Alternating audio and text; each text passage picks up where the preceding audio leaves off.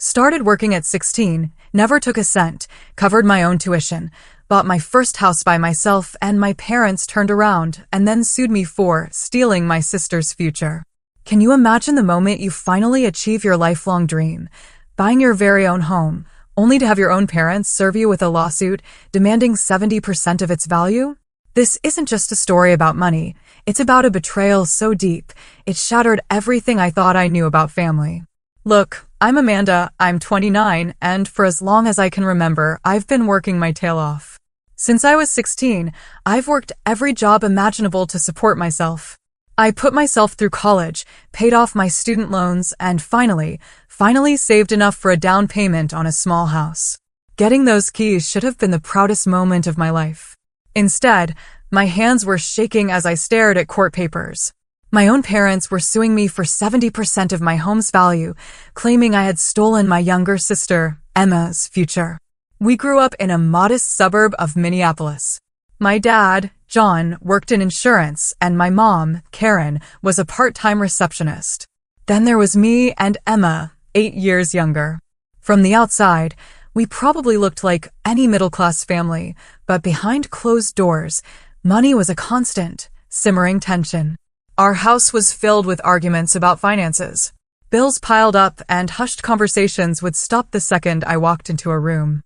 Looking back, it was less about lacking income and more about poor management. But what truly hurt, even as a kid, was the blatant difference in how my parents treated Emma and me. From an early age, Emma was the special one, the child with real potential. They'd say, Emma has natural talent, or Emma could really be somebody. For me, the message was crystal clear, though never spoken aloud: you're ordinary. Average. Nothing exceptional to invest in. By 14, I'd internalized it.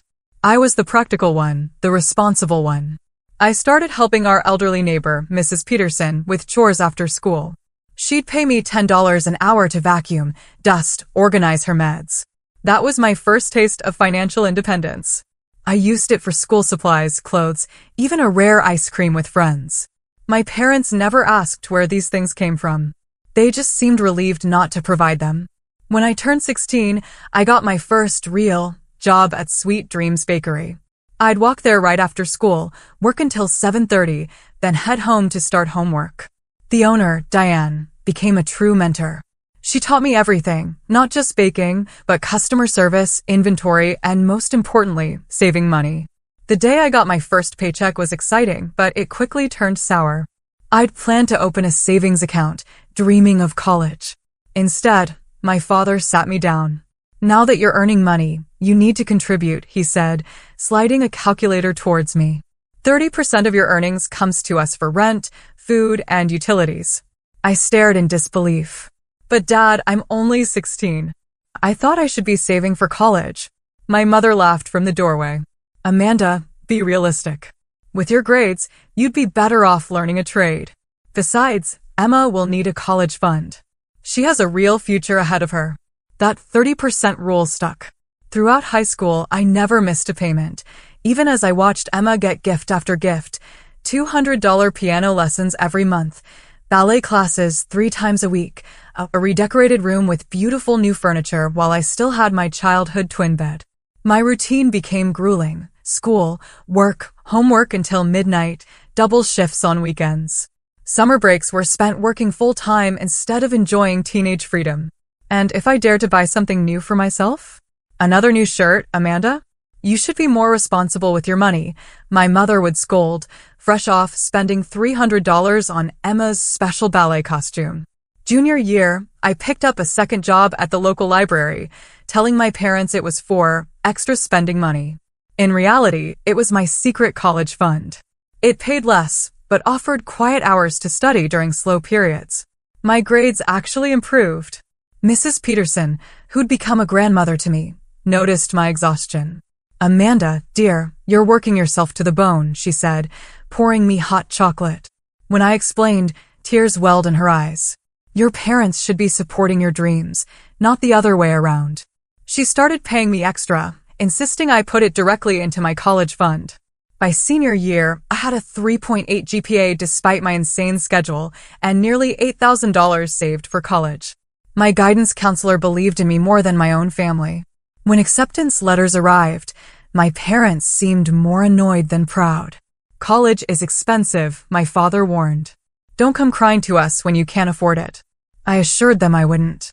I never had before. My acceptance to State University with a partial academic scholarship felt like a mix of pride and sheer terror. The scholarship covered 60%, but that left 40% plus room and board. My $8,000 would barely cover the first year. My parents' reaction was lukewarm at best. Over dinner, I excitedly shared the news. State University, that's expensive for what it is, my father grumbled, barely looking up. You know we can't help you with that. I'm not asking for help, I replied. I have my scholarship and savings. I'll figure out the rest. My mother sighed dramatically. I don't understand why you need to go at all. You have a perfectly good job at the bakery. Diane would probably make you assistant manager. Because I want more than that, Mom. I want a career, not just a job. Then my father chimed in, and what about your contribution to this household? How are we supposed to make up that shortfall? That was the moment it clicked. They had been counting on my income for far longer than I'd realized. The 30% wasn't about teaching me responsibility.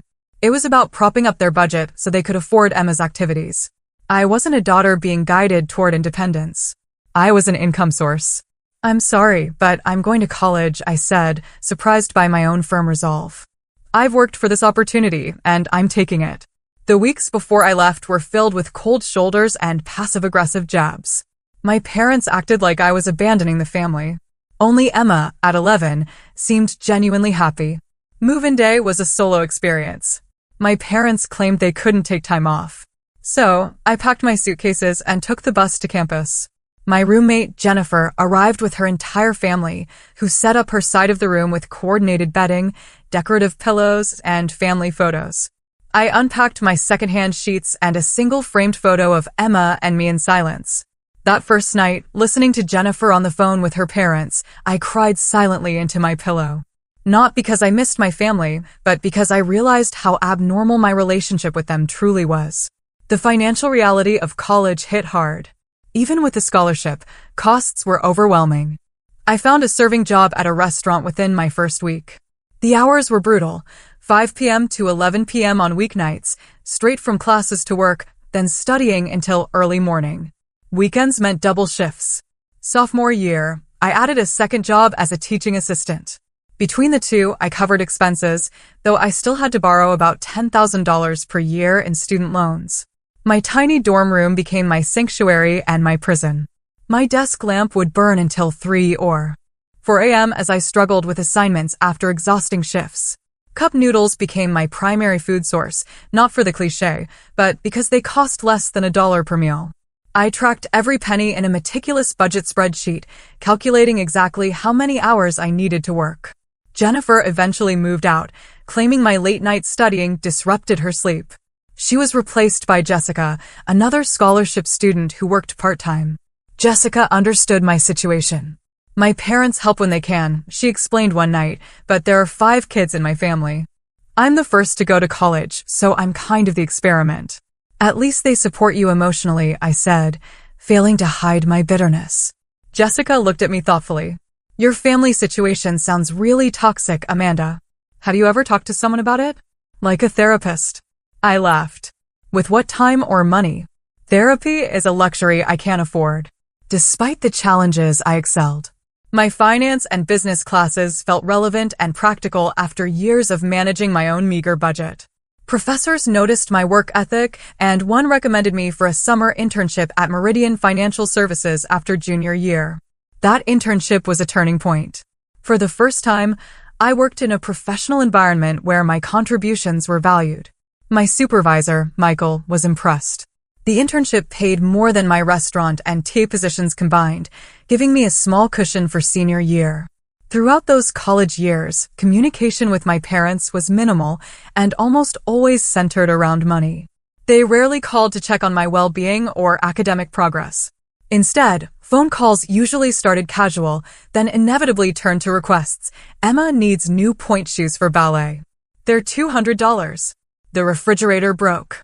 We need $400 for repairs. Emma got accepted to a special summer music camp. It's $2,000. I sent money when I could justify it as helping my sister, rather than enabling my parents. But each request left me feeling used, not loved. In my senior year, I met Tyler in an advanced finance seminar. Smart, kind, and from a loving family, he was everything I'd never experienced. When he invited me home for Thanksgiving, I witnessed for the first time what a supportive family looked like. His parents asked about my classes, my goals, my opinions. They were genuinely interested in me as a person, not as a resource. "Why are you crying?"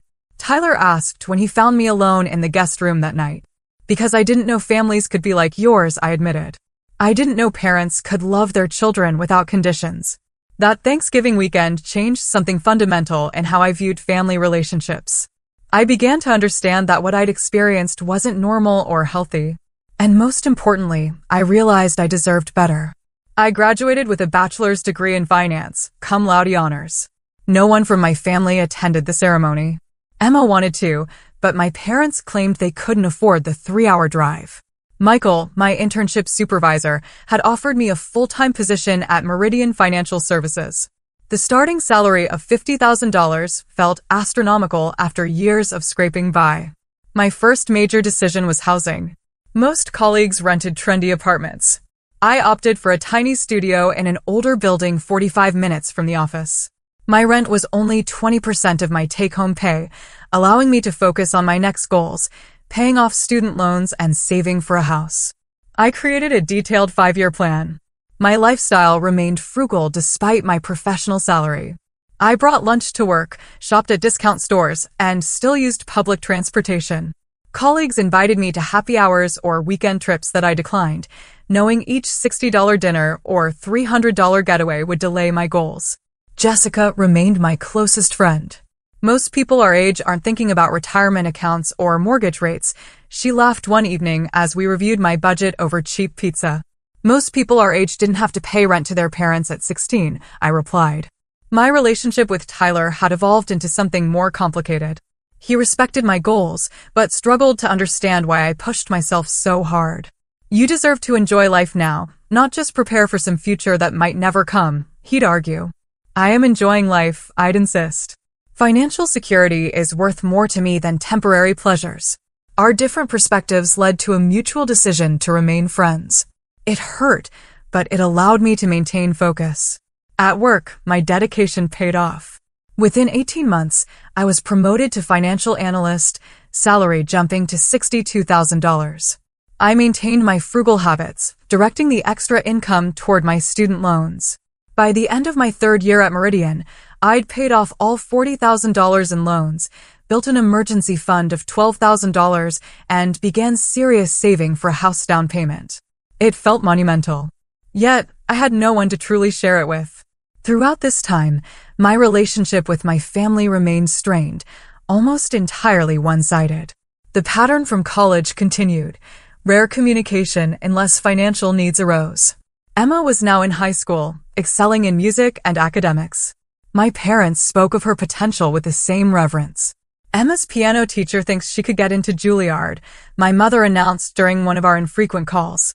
Of course, the application process and audition prep will be expensive. The unspoken request hung in the air. I had already sent $3,000 that year for Emma's activities. Each time I told myself it was for my sister's benefit. But the line was blurring. "Mom," I said carefully, "I have my own financial goals. I can't be Emma's college fund." The silence on the other end was frigid. "I see your sister's future means nothing to you now that you have your fancy job and city apartment." The guilt trip was familiar, but this time, something in me resisted. That's not fair. I've helped a lot, but I can't be expected to finance another person's education when I just finished paying for my own. The conversation ended badly, with my mother claiming I had changed, become selfish and cold. It hurt, but I held firm.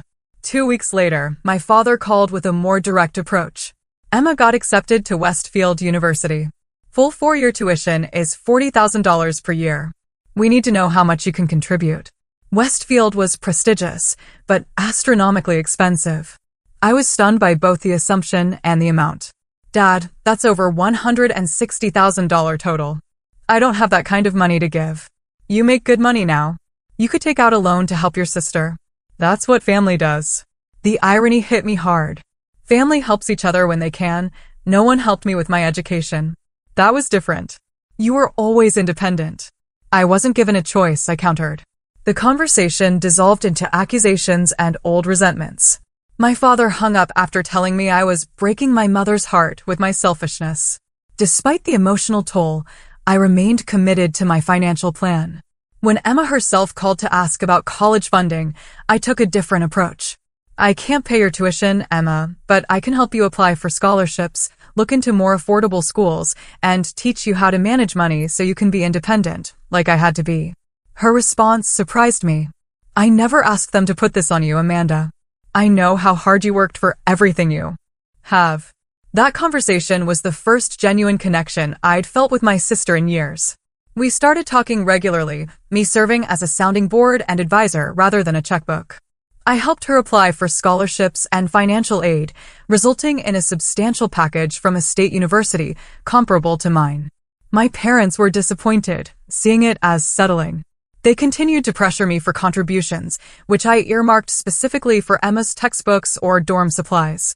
By my 5th year at Meridian, now a senior financial analyst earning $78,000, I had enough for a 20% down payment on a modest home.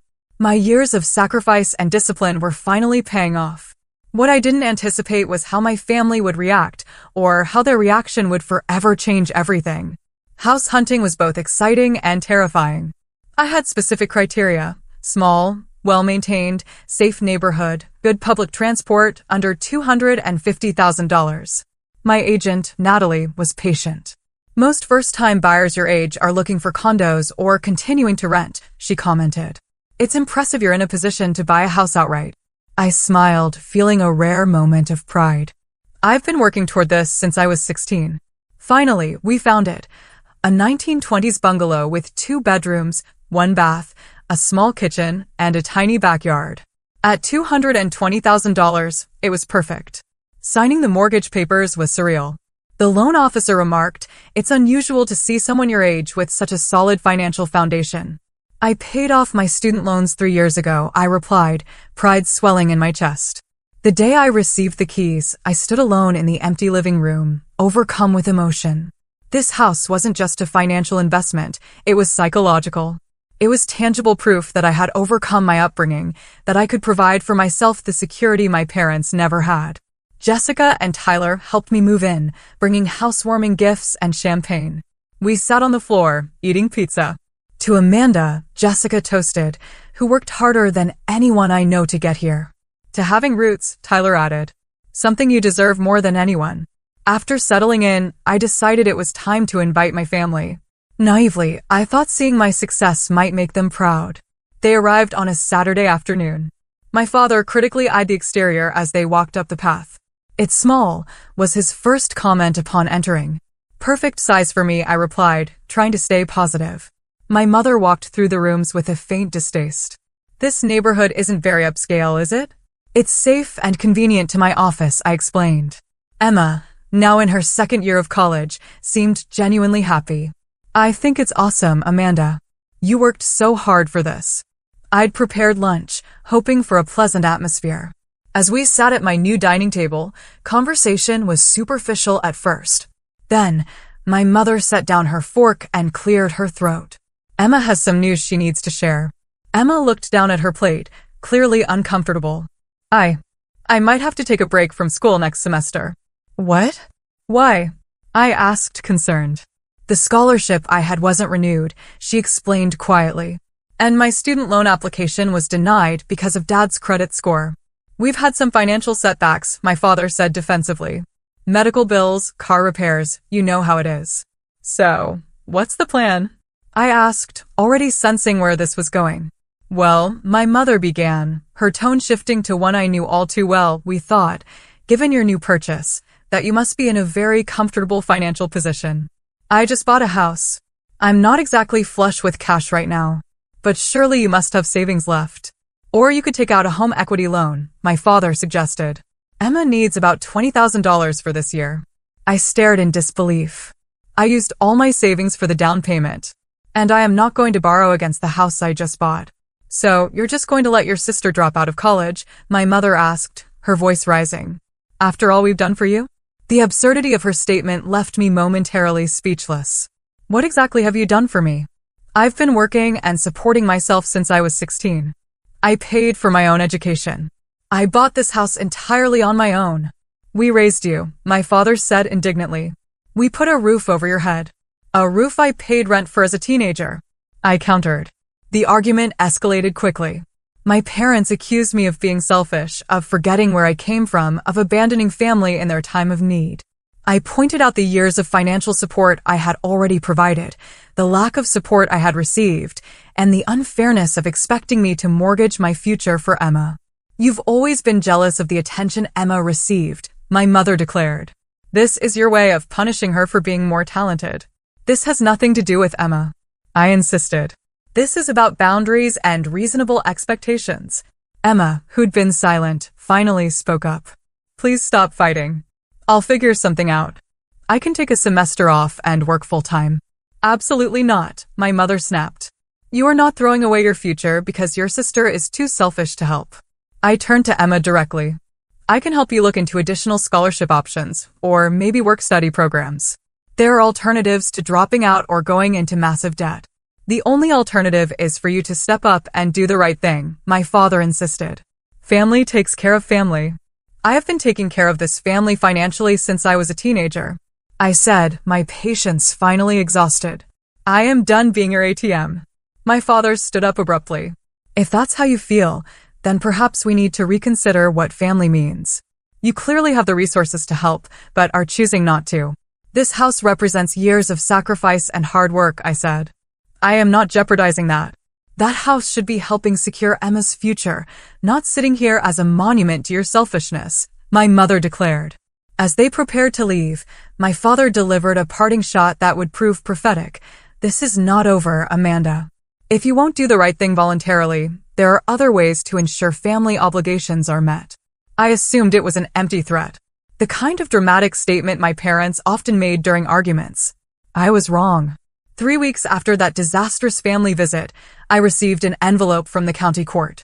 Inside was a summons informing me that I was being sued by John and Karen Collins, my parents, for 70% of the value of my home, approximately $154,000.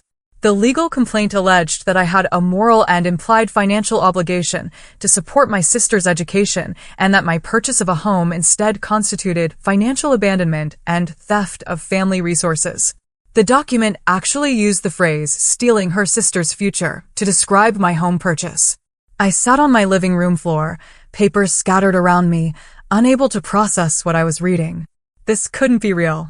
Parents don't sue their children over money. They don't drag family disputes into courtrooms. Yet, the official seal and case number confirmed this was no joke. My hands shook as I dialed my parents' number, hoping that this was some elaborate scare tactic. My father answered. Yes, Dad. I just received court papers. Are you and Mom actually suing me? We are simply seeking what is fair, he replied, his tone eerily calm. You refuse to help your sister voluntarily, so we are pursuing legal means. This is insane.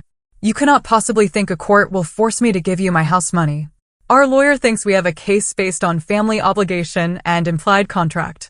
You benefited from family resources growing up. Now you owe a return on that investment. The conversation became increasingly surreal as my father outlined their position, as if it were perfectly reasonable to sue one's child. Dad, please. This will destroy any relationship we still have, I pleaded. That is your choice, Amanda. Do the right thing, and we can put this behind us. After hanging up, I sat in stunned silence for nearly an hour before finally calling Jessica. She arrived 30 minutes later with wine and a determination to help. This cannot be legal, she insisted, reading through the documents. They cannot just claim a right to your house because they want the money. The next morning, I called in sick to work for the first time in my career and began searching for a lawyer. By noon, I had an appointment with Linda Cohen, an attorney specializing in family law. Linda's office was warm and inviting, contrasting sharply with the cold reality of my situation. After reviewing the documents, she looked up at me with a mixture of sympathy and professional assessment. I've seen some contentious family disputes in my 20 years, but parents suing a child for buying their own home is certainly unique. She paused. The good news is their case has virtually no legal merit. They cannot actually take 70% of your house. There is no legal principle that would entitle parents to their adult child's assets based on an implied obligation to a sibling. The problem, she explained, is that defending yourself will still cost money and emotional energy. We discussed strategy. Linda advised me to compile evidence of my financial independence, tax returns showing I hadn't been claimed as a dependent since age 18, proof of paying for my own education, and documentation of money I had already given to my family. Their case hinges on the idea that you owe them something. We need to demonstrate clearly that if anything, the balance is tilted in the other direction, she explained. The next few weeks were a blur of legal preparations, anxiety, and disrupted sleep. My work performance suffered. Fortunately, Michael, my supervisor, noticed my distraction. When I finally explained, his reaction validated what I had begun to understand. Amanda, what your parents are doing is not normal. It's exploitative and abusive. Hearing someone in a position of authority name the dynamic so clearly was both painful and liberating. I had spent so many years normalizing my family's behavior, making excuses, accepting blame. Now, outsiders were confirming what I had only recently begun to acknowledge. My relationship with my parents was fundamentally unhealthy.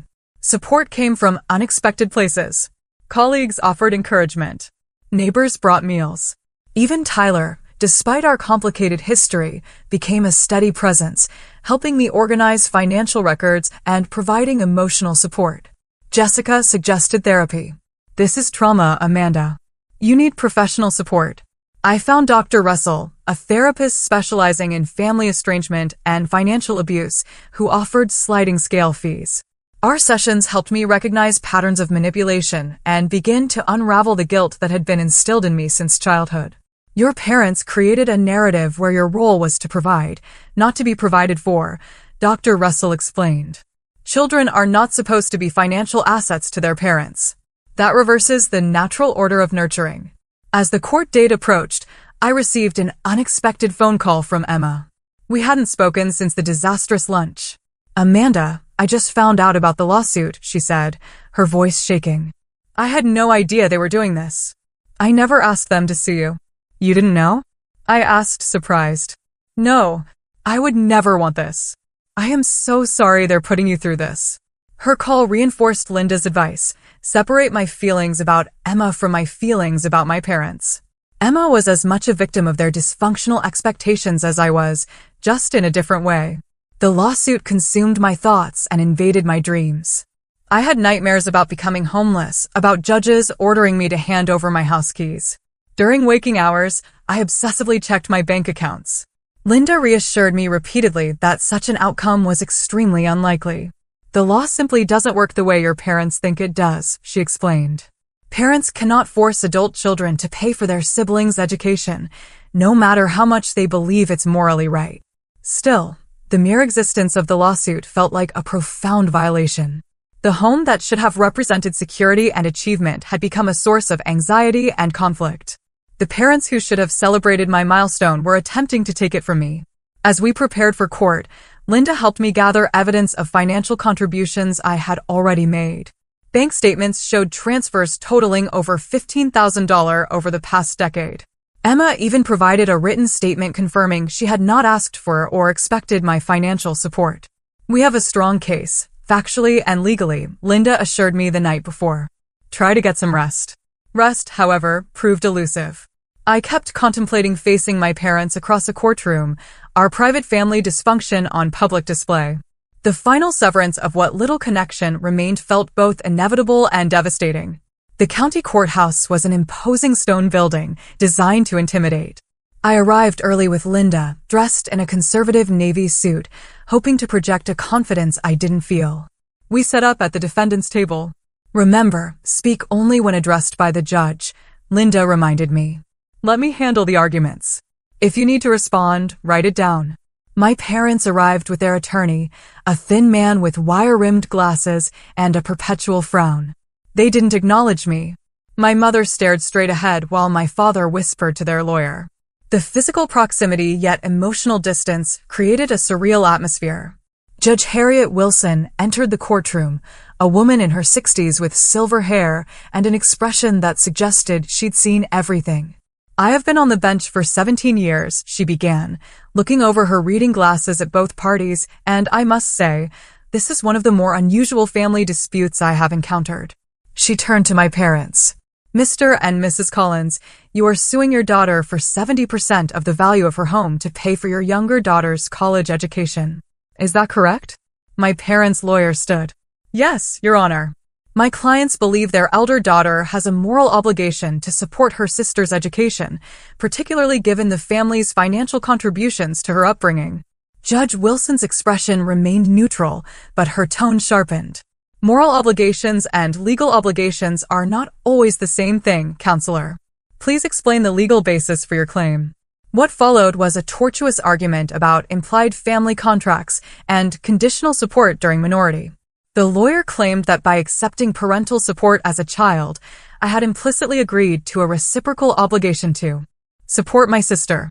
Linda took notes calmly beside me, occasionally squeezing my arm when particularly outrageous claims were made. When it was her turn, she rose with composed confidence. "Your Honor, this case has no basis in family law or contract law. Miss Collins was a minor child under her parents' care, which is a legal obligation parents voluntarily assume when they have children. Children do not contract to receive basic necessities from their parents." She methodically dismantled each argument, presenting documentation of my financial independence since age 16, tax returns showing I hadn't been claimed as a dependent since high school, proof of self-financing my education, and bank records showing substantial financial assistance I had already provided to my family. Far from taking from the family, Miss Collins has contributed over $15,000 to her parents and sister since she was 18, money she was under no legal obligation to provide, Linda explained, submitting the bank records. The judge reviewed them with interest. "Mr. and Mrs. Collins, were you aware of these financial contributions from your daughter?" My father shifted uncomfortably. "Those were gifts, not related to this matter." $15,000 in gifts seems quite generous from someone you are characterizing as selfish and unwilling to support family, Judge Wilson observed dryly. My mother spoke for the first time. "That money was nothing compared to what Emma needs for her education. Amanda has a good job and just bought a house. She clearly has resources she is withholding." The judge turned to me directly. "Miss Collins, what is your current financial situation after purchasing your home?" With Linda's nod, I explained my careful budgeting, the years of saving, and my current mortgage. "I am not wealthy, Your Honor. I worked multiple jobs through college, paid off my student loans through strict budgeting, and saved for years to afford a modest home. I simply cannot afford to pay for another person's entire education without jeopardizing my own financial security." Judge Wilson nodded thoughtfully before turning back to my parents. "Mr. and Mrs. Collins, what financial planning did you do for your younger daughter's education?" My parents exchanged uncomfortable glances. "We expected scholarships would cover most costs," my father finally admitted. "Emma is very talented." "And did you not make the same expectation for your elder daughter's education?" the judge pressed. "Amanda was always independent," my mother said dismissively. "She made her own way." Because I was given no choice, I interjected immediately, regretting breaking protocol. The judge gave me a measured look, but did not reprimand me. Instead, she directed her next question to my parents. "Did you contribute financially to Miss Collins's college education?" "We could not afford to at the time," my father replied. "Yet you expected her to afford her sister's education now." Judge Wilson's tone made clear her skepticism. The proceedings continued with testimony about family dynamics and financial expectations. My parents' lawyer tried to frame the situation as a simple family dispute where the court should enforce fairness between siblings. Linda countered by emphasizing the legal autonomy of adult children and the absence of any contractual obligation. As the arguments wound down, the courtroom door opened quietly and Emma slipped in, taking a seat in the back row. Our eyes met briefly, and I saw a mixture of embarrassment and determination in her expression. After a final round of statements, Judge Wilson called for a 15-minute recess. As we waited, Emma approached our table hesitantly. "Can I speak to the judge?" she asked Linda. "About what?" Linda inquired cautiously. about the fact that I never asked for any of this, and I don't want Amanda to pay for my education this way.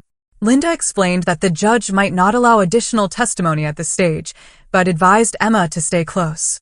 When Judge Wilson returned, she surprised everyone by calling Emma forward.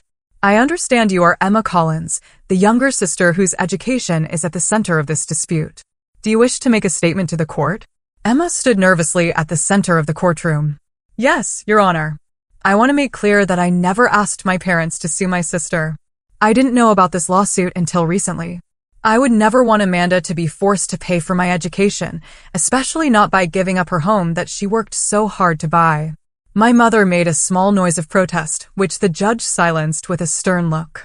Emma continued, gaining confidence. Amanda has always helped me when she could. She helped me apply for scholarships and financial aid. She taught me how to budget and manage money, skills our parents never taught either of us. I have options for continuing my education without taking anything from my sister. Judge Wilson thanked Emma for her statement, then delivered her ruling. Having reviewed all evidence and testimony in this matter, I find the plaintiff's claim wholly without merit. There is no legal basis for forcing an adult child to finance a sibling's education, regardless of any perceived moral obligation. Furthermore, the evidence clearly shows that Miss Amanda Collins has already provided substantial financial support to her family over the years, far beyond any reasonable expectation. She continued, addressing my parents directly.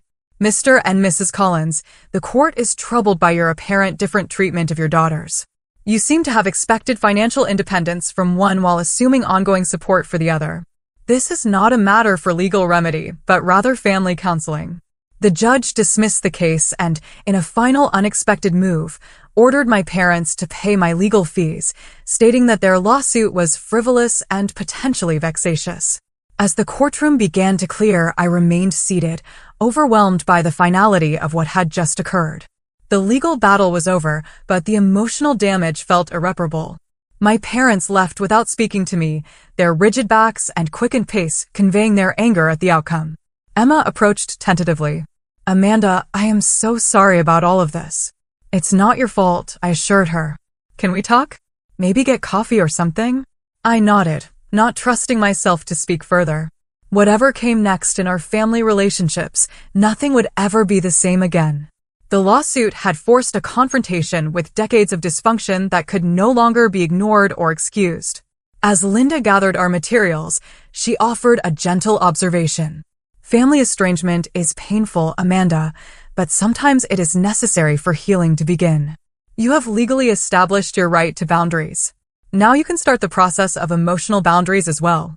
Walking out of the courthouse, I felt a complex mixture of vindication, grief, and, surprisingly, hope. For the first time in my life, I had publicly stood up for myself against my parents' expectations and demands. Though the victory felt hollow, given the circumstances, it represented a crucial first step toward a healthier future. The days following the court hearing passed in a blur of conflicting emotions. Relief that the legal threat to my home was gone, mixed with profound sadness about the state of my family relationships. I took a week off work to process what had happened, spending quiet days in the house that had become both sanctuary and battleground. I didn't hear from my parents, nor did I expect to. The courtroom had made explicit what had been implicit for years. Our relationship was fundamentally broken, built on obligation rather than love, expectation rather than acceptance. The lawsuit had not created this dysfunction, but merely exposed it in the harshest possible light. Linda had recommended continuing therapy, advice I took seriously. Dr. Russell helped me understand that grief for a relationship that never existed is still valid grief. You are mourning the parents you deserved, but never had, she explained. That loss is real, even if the relationship itself was unhealthy. We worked on establishing what she called internal boundaries, the emotional counterpart to the legal boundaries the court had affirmed. I learned to recognize and challenge the voice of guilt that had been instilled in me since childhood, the belief that I was selfish for having needs and wants of my own. 2 weeks after the court case, Emma and I met for coffee at a neutral location. The conversation was awkward at first, years of family dynamics creating an invisible barrier. I moved out of Mom and Dad's house, she said, after preliminary small talk. I'm staying with my friend Sophia until I figure things out. Are you still in school? I asked. She nodded. I reduced my course load and got a job at the campus bookstore. It'll take me longer to graduate, but I'll get there eventually. I also applied for additional scholarships, like you suggested. I'm proud of you, Emma, I said, meaning it. Taking control of your own path isn't easy. I had a good example, she replied, meeting my eyes directly. I always admired how independent you were, even though I didn't understand until recently that it wasn't by choice. That conversation marked the beginning of a new relationship between us, one based on mutual respect, rather than the competitive dynamic our parents had fostered. Emma began to share her struggles and triumphs with me as a peer rather than as the favored child seeking handouts. As months passed, I slowly rebuilt my life around the truth rather than family mythology. My home, now free from legal threat, became a true haven. I painted walls, planted a small garden, and gradually furnished rooms with pieces that brought me joy. Each improvement felt like an affirmation of my right to create security for myself. Work provided another source of stability. Michael, understanding the personal crisis I had weathered, offered me additional responsibilities that led to another promotion. The increased income allowed me to start a modest investment portfolio, furthering my goal of long-term financial security. Jessica remained a steadfast friend, celebrating small victories and providing perspective during moments of doubt.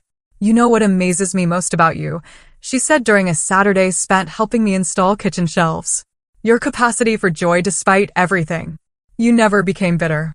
Her observation surprised me, but she was right. Despite the family dysfunction, I hadn't allowed it to define my entire worldview. I still found pleasure in small things. Still believed in the possibility of healthy relationships. Inspired by my own journey, I started a blog about financial independence for young adults from difficult family backgrounds. The response was overwhelming, with hundreds of comments from people sharing similar experiences. What began as a personal outlet evolved into an online support community with regular video chats and resource sharing. Through this platform, I connected with others who understood the particular challenges of building stability without family support. We discussed practical matters like building credit and emergency funds, but also emotional issues like setting boundaries and managing guilt. The community became an unexpected source of healing, reminder that shared experience diminishes isolation. 6 months after the court case, I received a handwritten letter from my mother. The envelope sat unopened on my counter for 3 days before I found the courage to read it. Amanda, it began. The past months have given me time to reflect on our relationship and my role as your mother. While I still believe families should support each other, I recognize now that we placed unfair burdens on you from a young age. This realization has been painful to acknowledge. The letter continued with an awkward but seemingly genuine attempted apology, stopping short of taking full responsibility, but acknowledging that mistakes had been made. She requested a meeting to begin healing. Our family, a phrase that simultaneously triggered hope and skepticism. After discussing the letter with Dr. Russell, I agreed to meet my mother at a cafe near my office, a public place where I could leave if necessary. The meeting was tense and uncomfortable, with long silences and careful word choices. Your father still believes we were right, she admitted toward the end. But I miss having you in my life. I cannot return to the old dynamic, I told her firmly. Any relationship we have moving forward has to be based on mutual respect, not obligation. She nodded slowly. I'm not sure what that looks like, but I would like to try. This tentative reconnection was neither a fairy tale reconciliation nor a complete failure. Over subsequent months, my mother and I established a careful, limited relationship. We met occasionally for coffee, conversations focused on neutral topics. My father remained distant, unwilling, or unable to acknowledge the damage done, though he stopped actively hostile behavior. A year after buying my house, I hosted a small anniversary gathering. Emma attended, bringing her new boyfriend and a homemade cake. Jessica and Tyler came, along with colleagues who had supported me during the lawsuit. My mother declined the invitation with a polite note, perhaps understanding that full family reconciliation, if it ever came, was still far in the future. As I looked around at the people who had chosen to be in my life, who valued me for who I was rather than what I could provide, I recognized the profound shift in my understanding of family. Family was not merely biological connection or obligation, but a community built on mutual support and genuine care. The house that had become a point of contention was now unquestionably mine. Not just legally, but emotionally. Each mortgage payment felt like an affirmation. Each home improvement, a declaration of my right to create security for myself. The most valuable lesson from this painful journey was understanding the difference between guilt and responsibility. For years, I had carried guilt about not meeting my parents' expectations, about prioritizing my needs, about setting boundaries. Therapy and experience had taught me that responsibility to oneself is not selfishness, but self-preservation. That boundaries are not walls, but healthy definitions of where one person ends and another begins. I still had moments of doubt and sadness, days when I mourned the family relationships I would never have. But these episodes became less frequent and less intense as I built a life aligned with my own values rather than imposed expectations. As I stand in my kitchen today, preparing for another day in the home I fought to protect, I realize that true freedom comes not from external validation, but from internal conviction. My parents may never fully understand or accept my choices, but their understanding is no longer necessary for my peace. This house is more than wooden beams and mortgage payments. It represents my right to define my own path, to establish healthy boundaries, and to create security on my own terms. The journey here was longer and harder than it should have been, but that only makes the achievement more meaningful. What would you do if faced with a choice between family expectations and your own well-being? Have you ever had to set difficult boundaries with loved ones? I'd love to hear your stories in the comments below.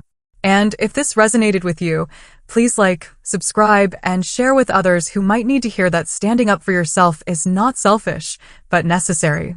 Thank you for listening. Take care. Good luck.